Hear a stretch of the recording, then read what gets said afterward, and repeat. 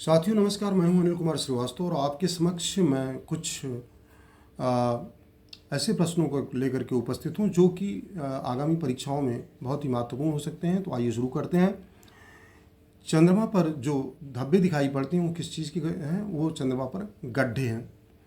अगला प्रश्न ये है कि चंद्रमा पे जहाँ पे भारत का चंद्रयान 2 टकराया था उससे चांद से, उस स्थान का नाम तिरंगा रखा गया है। और जो चंद्रयान 3 भारत से गया था, वो जहाँ जिस स्थान पर उतरा था वो लगभग 69 डिग्री दक्षिणी लैटिट्यूड पर चांद के उतरा था। और इस प्रकार वो उतरने वाला पहला दक्षिणी ध्रुव पर उतरने वाला, दक्षिणी ध्रुव के नज़दीक उतरने वाला पहला उपग्रह बन गया था। उस स्थान का नाम शिव शक्ति रखा गया है। और राकेश शर्मा 1984 में सबसे पहले भारत के अंतरिक्ष यात्री थे। तो 3 अप्रैल 1984 को रूस के सैल्यूट 7 से अंतरिक्ष में गए थे और उन्होंने वहाँ से जाकर ये संदेश भेजा था कि सारे जहाँ से अच्छा हिंदुस्तान हमारा। और यूएई ने जो अपना भेजा था अंतरिक्ष यान, उसका नाम ईएलएम था। इजराइल ने जो भेजा था उसका नाम वर्सीट था। और जापान ने जो भेजा था उसका नाम दनौरी था। और इसी प्रकार लग्जमबर्ग ने जो भेजा था उसका नाम मैनरीट था। और अब आते हैं कितने देशों के झंडों में जो है चांद का निशान है। तो चांद का निशान कुल 8 देशों के झंडों में है। वैसे तो चांद और चांद तारा और क्रेसेंट इस तरह से निशान तो बहुत सारे देशों में है, लेकिन अगर केवल चांद को देखा जाए तो केवल चांद 8 देशों के झंडों में है, जो कि Bangladesh, Nepal, Mongolia, Laos, Thailand, Malaysia, Singapore और ट्यूनीशिया, अल्जीरिया, मंगोलिया। तो इस प्रकार से 8 देश हैं जहाँ पे जिनके झंडे पर चांद है। हम आते हैं कि भारत में जो चांद पर पहली फिल्म बनाई गई थी 1967 में बनाई गई थी। उस फिल्म का नाम था चांद पर चढ़ाई। और ये फिल्म जो है जो फ्रांस की 1902 में एक फिल्म बनी थी, ये ट्रिप टू द मून, उसके आधार पर बनाई गई थी। लेकिन इसके पहले आप जैसा कि जानते हैं 1954 से ही लेकर के रूस और अमेरिका दोनों ही चांद को खोज में लगातार अपने स्पेसक्राफ्ट भेज रहे थे। इसीलिए भारत में 1959 में जबकि चंद्रमा पर लूना 2 गया था, उसी समय भारत में एक फिल्म बनी थी जिसका नाम था इंसान जाग उठा। और इस फिल्म के जो मेकर थे वो शक्ति सावंत जी थे। और इसमें मधुबाला और सुनील दत्त ने हीरो और नायक नायिका का रोल किया था। और इस फिल्म का एक गाना बहुत मशहूर हुआ था और जो कि आज भी बहुत ही मशहूर है, जिसको आशा भोसले ने गाया था। और उस गाना था ना ये चंदा रूस का और ना चंदा जापान का, ये चंदा हिंदुस्तान का। तो ये गीत बहुत मशहूर हुआ था। और अब एक नया एक्ट भारत में जंगल के बारे में पारित कर दिया गया है। इस एक्ट में कार्यवाही व्यवस्था है कि जो 1927 में जंगल दर्ज होगा जिस भूमि पर, या 1980 में जो जंगल दर्ज होगा वही जंगल माना जाएगा, बाकी जंगल नहीं माने जाएंगे। इसका मतलब ये हुआ कि जो आप प्राइवेट लैंड पर कोई झाड़ी लगा रहा है, कोई पेड़ लगा रहा है, या कोई सार्वजनिक भूमि पर कोई पेड़ लगा रहा है, तो वो अब पेड़ या वो फॉरेस्ट के अंतर्गत नहीं आएगा। और इसी प्रकार से जो झाड़ियाँ हैं वो भी नहीं आएंगी, जो मैनग्रोव हैं वो भी नहीं आएंगे। इस प्रकार से जो परिभाषा है वो बहुत आसान कर दी गई है। 1996 में गोंडा बर्मन का एक प्रसिद्ध केस आया था। इस प्रसिद्ध केस में गोंडा बर्मन केस में कहा गया था कि इन झाड़ियों को और इन सब को जो है वन मान लेना चाहिए, इनकी कटान को रोक लगानी चाहिए। लेकिन इसको सरकार ने अब 1980 के जंगल की परिभाषा बदल दी है और उस परिभाषा के अंतर्गत झाड़ी और मैनग्रोव और या प्राइवेट लैंड और सार्वजनिक संपत्ति पर लगाए गए जो जंगल या झाड़ियाँ हैं वो सब इसमें कवर नहीं होंगी। और इसके अलावा कई जंक्शंस दिए गए हैं इसमें, जैसे जू का भी व्यवस्था की गई, सफारी की भी व्यवस्था की गई है। और इसके अलावा इसमें ये भी किया गया है कि जहाँ पे आर्मी अगर कैंप लगाना चाहती है, अगर हमारी फोर्सेस वहाँ पे लगाना चाहती हैं, जो स्ट्रेटजिक पॉइंट है वहाँ पे 5 हेक्टेयर की ज़मीन पर वो जंगल कटवा सकती हैं। इसके अलावा जो LAC और LOC पर जहाँ पे युद्ध की स्थिति हमेशा बनी रहती है, जहाँ रणनीति के हिसाब से मजबूत स्थिति बहुत ही आवश्यकता है कि वहाँ पर जो है आर्मी से रिलेटेड या डिफेंस से रिलेटेड चीज़ें बने, तो वहाँ पर लगभग 100 हेक्टेयर तक की ज़मीन जो है 100 किलोमीटर तक की ज़मीन को वहाँ पे अब कभी भी बिना किसी रोक टोक के काट करके उसको डिफेंस के लिए बनाया जा सकता है। अब आते हैं कि डिस्क्वालिफिकेशन क्या चीज़ है। डिस्क्वालिफिकेशन के बारे में बात कर रहे हैं तो हम 102 संविधान के आर्टिकल की बात कर रहे हैं। तो पहली डिस्क्वालिफिकेशन जो है उस व्यक्ति की ये है कि वो ऑफिस ऑफ प्रॉफिट नहीं होना चाहिए, यानी केंद्र सरकार और राज्य सरकार के किसी भी ऐसे पद पर नहीं होना चाहिए जहां से उसको कोई लाभ मिल रहा हो। अब ऑफिस ऑफ प्रॉफिट में क्या कहा गया है? ऑफिस ऑफ प्रॉफिट के लिए ये कहा गया है, जैसे कुछ इसमें पैमाने बनाए गए हैं। जैसा कि पहला पैमाना ये है कि वो अगर सरकार द्वारा अपॉइंट होता है, सरकार द्वारा अगर डिस्मिसल होता है, सरकार द्वारा अगर वेतन पाता है और सरकार द्वारा उसके ऊपर सरकार सार्वजनिक काम करता है और सरकार उसके ऊपर कंट्रोल रखती है, तो ये सारी चीज़ें, और अगर वो किसी ऐसी कंपनी का मालिक है जिसमें कि 25% से ज़्यादा ज़्यादा शेयर जो है सरकार के पास है, तो ऐसे में भी अगर वो डायरेक्टर है तो भी वो मान लिया जाएगा कि वो ऑफिस ऑफ प्रॉफिट में है। और इसी प्रकार का एक केस जया बच्चन का मामला आया था। जया बच्चन के मामले में राज्यसभा की मेंबर थी और उनको वहाँ से हटा दिया गया था और इसके बाद उन्होंने अपील सुप्रीम कोर्ट में की और उन्होंने कहा कि जो मैं फिल्म बोर्ड की सदस्य बनाई गई थी, डायरेक्टर बनाई गई थी, वहाँ से मैंने जो उसके लाभ थे, उसके भत्ते थे या उसके जो भी और सुविधाएं थी उनको हमने नहीं यूज़ किया, लिहाजा हमको जो है हमारी सदस्यता बरकरार की जाए। लेकिन सुप्रीम कोर्ट ने कहा कि अगर आपने ऐसे पद को धारण किया है जिस पद पर पहले से ही उसमें सुविधाएं और भत्ता या उसमें तनख्वाह आदि सुनिश्चित की गई है, तो भले ही आप उसका उपयोग ना करें लेकिन तब भी आप जो है डिस्क्वालीफाई मानी जाएंगी। इसके अलावा अगर वो व्यक्ति दिवालिया है, वो व्यक्ति अगर पागल है, विकृत चित्त का है या उसने दूसरे देश की सदस्यता ग्रहण कर ली है, तो इस ऐसी दशाओं में सब वो जो है भारत का नागरिक नहीं रह जाएगा और वो जो है एमपी भी नहीं रह पाएगा। और इसके अलावा पार्लियामेंट भी कोई एक्ट बना सकती है जिसके तहत वो जो है निरारहित किया जा सकता है। इसके अतिरिक्त पीपुल्स रिप्रेजेंटेशन एक्ट में व्यवस्था है कि अगर कोई भी व्यक्ति जो है इसमें अगर 2 साल या 2 साल तक की से अधिक की सज़ा पाता है तो वो स्वयं ही उसकी सदस्यता खत्म हो जाएगी। अभी राहुल गांधी के केस में और लक्षद्वीप के जो एमपी थे उनके भी उसमें ये किया गया था। हालांकि दोनों ही केसेस में बाद में इनको अभी ऊपर के कोर्ट से यानी सुप्रीम कोर्ट से रोक लगा दी गई है और ये कह दिया गया कि सदस्यता बहाल हो गई एक तरह से, क्योंकि ये कहा गया कि ये लोग एक क्षेत्र का प्रतिनिधित्व करते हैं और इस क्षेत्र का प्रतिनिधित्व करने के कारण इनको इस तरह के छोटे से मामले में अगर हटाया जाता है तो वहाँ की सदस्यता जो है उन लोगों को सुनने का कोई मौका नहीं मिलेगा। इस आधार पर इन्होंने हटा दी।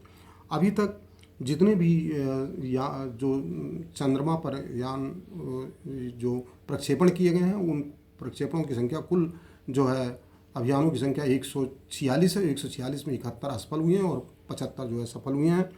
और अगर देखें तो इसमें भारत के एशिया महाद्वीप के 6 देश शामिल हैं जिसमें दक्षिणी कोरिया, चीन, जापान और भारत और इसके अलावा इजराइल और यूएई भी शामिल है। और इसके अलावा इटली, लग्जमबर्ग और रूस, सोवियत रूस या यूएसएसआर और सोवियत रसा और इसके अलावा यूएसए भी शामिल है। ये देश अपने वहाँ पर भेज चुके हैं यान को। अभी तक जो सबसे पहले जो अपोलो 11 से जो पहला क्रू मिशन गया था जिसमें एडविन एल्ड्रिन और नील आर्मस्ट्रांग ने सबसे पहले धरती पर पैर रखा था और जिस स्थान का जहाँ पे उतरा था उसको कहते हैं सी ऑफ ट्रैंक्विलिटी, और वहाँ पर जो है उन्होंने पहला संदेश जो भेजा था कि उन्होंने अमेरिका को संदेश भेजा था कि a step for the man but a giant leap for the mankind. अभी भी उसमें जाने वाले जो दूसरे यात्री हैं जिन्होंने पैर उस पर रखा था उनका नाम था एडविन एल्ड्रिन। एडविन एल्ड्रिन आज भी जो है अभी जीवित हैं और जो अंतिम यात्री चांद पर गए थे जो कि अपोलो 17 से गए थे जिनका नाम था हैरिसन समिट, वो भी अभी जीवित हैं। तो इस प्रकार हम देखते हैं कि हमारी जो चंद्र की यात्रा है वो हो रही है। और आगे हम ये आपको बताना चाहेंगे कि भारतीय संविधान में जैसा कि आप जानते हैं कि संविधान के 99 में एमपीज़ को जो है शपथ लेने की व्यवस्था है और 100 में व्यवस्था है कैसे वहाँ पर बैठक का कोरम क्या होगा जो कि 1/10 होगा, कुल सदस्य संख्या के 1/10। होगा। अगर 550 सदस्य संख्या कुल लोकसभा की है तो अगर 55 सदस्य हैं तो वहाँ पर वो जो है कोरम पूरा माना जाएगा और बैठक हो सकती है। इसी प्रकार से 89 में व्यवस्था दी गई है कि राज्यसभा और लोकसभा राज्यसभा के चेयरमैन डिप्टी चेयरमैन की व्यवस्था दी गई है, और 93 में लोकसभा के स्पीकर और डिप्टी स्पीकर के बारे में व्यवस्था दी गई है। इसके अलावा 178 में व्यवस्था दी गई है विधानसभा के स्पीकर और डिप्टी स्पीकर के बारे में, और 182 में विधान परिषद के चेयरमैन और डिप्टी चेयरमैन के बारे में व्यवस्था दी गई है, और 194 में राज्य के एमएलसी और एमएलए की विशेषाधिकार की व्यवस्था दी गई है, और 195 में उनके वेतन भत्तों के बारे में कहा गया है, और एमपीज़ के वेतन भत्ते के बारे में जो विवरण दिया गया वो 106 में है, और 105 पर में जो है उनके विशेषाधिकार का, जो संसद के विशेषाधिकार हैं उसका वर्णन किया गया है। और आइए अब समझते हैं कि अभी कुछ दिनों पहले, क्योंकि भारत में जो भारतीय इंडियन पेनल कोड है वो 1861 का है, और उसको लगभग 200 साल बीत गए हैं, और उसके बाद आर्थिक सामाजिक राजनीतिक और वैज्ञानिक प्रगति हुई है, और उसके अंतर्गत अपराधों की प्रकार और अपराधों के गुणात्मक चेंजेस हो रहे हैं। ऐसी दशा में इंटरनेट आ गया है, तो ऐसी दशा में उसमें परिवर्तन की आवश्यकता महसूस की गई। इंडियन एविडेंस एक्ट में भी जो है परिवर्तन की जो है उसमें किया गया, और इसको यहाँ पर पेश कर दिया गया, और इसको स्टैंडिंग कमेटी के अध्ययन के लिए भेज दिया। इसमें बहुत बड़े बड़े परिवर्तनों को लाया गया, और ख़ास तौर से इन परिवर्तनों में व्यवस्था की गई है कि जिससे जो लंबित मुकदमे उनकी संख्या कम हो, और साथ साथ जो बच्चे हैं, बच्चों के ऊपर जो अपराध किया जा रहा है, और यह जो अपराध जो है अगर महिलाओं के ऊपर किया जा रहा है उसको बहुत ही गंभीरता से ली जाएगा। उस पर सज़ाएँ जो है बढ़ा दी गई हैं, और जो छोटे केसेस हैं उनको कम किया गया है। छोटे केसेस को अब समरी ट्रायल के रूप में किया जाएगा ताकि वो जल्दी से जल्दी ख़त्म हो जाए। तो इस प्रकार से अगर ये देखें कि भारतीय जो नागरिक संहिता है, भारतीय सुरक्षा न्याय संहिता है जिसको आईपीसी कहते हैं, तो आईपीसी में पहले 511 सेक्शन थे, अब उसमें से 55 सेक्शन घटा करके 356 सेक्शन ही रह गए हैं। अब उसमें आईपीसी में बहुत बड़ा परिवर्तन किया गया, 175 सेक्शंस में उसमें चेंजेस किए जा रहे हैं, अमेंडमेंट किए जा रहे हैं। इसके अलावा उसमें 8 सेक्शंस नए डाले जा रहे हैं, और 22 सेक्शन को रिपील किया जा रहा है। इसके अलावा जो सीआरबीसी है, जो नागरिक सुरक्षा संहिता के नाम से मशहूर है, जिसमें आजकल 533 सेक्शन है, उसमें से 55 घटा करके 478 सेक्शन अब रह जाएंगे, और उसमें 9 सेक्शन नए आएंगे और 9 रिपील कर दिए जाएंगे, और इसके अलावा 160 सेक्शंस में उसमें परिवर्तन किया जा रहा है।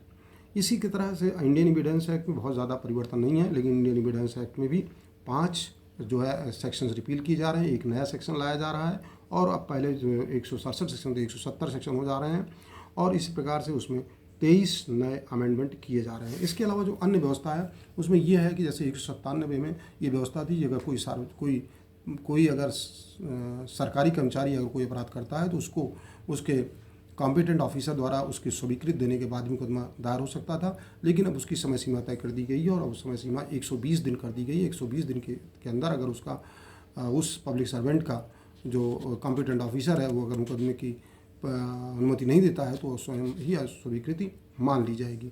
इसी प्रकार से जो 3 साल से कम के जो अपराध हैं उन अपराधों को अब कह दिया गया है कि वो उनको समरी ट्रायल किया जाएगा, और अगर ऐसे अपराधों को समरी ट्रायल में जल्द से ख़त्म किया जाएगा तो ये अब जो बहुत बड़ा पेंडिंग ट्रायल है उनकी संख्या कम हो जाएगी, पेंडिंग केसेस की संख्या ऑटोमेटिकली बहुत कम हो जाएगी। इसके अलावा इसमें ये किया गया है कि अगर मान लीजिए किसी भी नाम बदल करके या आप कोई अपराध करते हैं, शादी करते हैं, तो उसमें सज़ा जो है बहुत ही बढ़ा दी गई है। और इस प्रकार से अगर देखा जाए तो चार्जशीट के लिए भी जो है ये पुलिस की विवेचना के लिए 90 दिन का ही सर्वश्रेष्ठ समय दिया गया है, और अगर वो 90 दिन का समय में नहीं पूरा कर पाती तो कोर्ट ऐसी अनुमति दे सकता है, 90 दिन की और अनुमति दे सकता है। इस प्रकार 180 दिन के अंदर चार्जशीट आपको प्रस्तुत करनी होगी, और चार्जशीट की सूचना भी आपको उसको जो है कंप्लेनेंट को देनी होगी। और अगर जिस दिन मुकदमे का आखिरी जो बहस पूरी हो जाती है, जब भी आर्गूमेंट्स पूरे हो जाते हैं, तो उसके 30 दिन के अंदर आपको जो है फैसला सुनाना होगा, और इस फैसला सुनाने में आपको 7 दिन के अंदर उसको अपलोड भी ऑनलाइन करना होगा। इस प्रकार से हम देखते हैं कि जैसे गैंगरेप है, गैंगरेप में कह दिया गया कि 20 साल या आजीवन कारावास तक की सज़ा हो सकती है, और इसी प्रकार से जो अब इसमें कुछ सेक्शंस हटा भी दिए, 124A सेक्शन हटा दिया गया है, और इसके अलावा 497 और 377 सेक्शंस भी हटा दिए गए हैं। तो इस प्रकार से इसमें कई सेक्शंस हटाए भी गए हैं। तो इस प्रकार हम देखते हैं कि ये जो नई आईपीसी है उसमें नए जो क्रिमिनल एक्ट है उसमें काफ़ी परिवर्तन किया गया है। तो अब इसी के साथ मैं इसको ख़त्म करता हूँ। Thank you very much.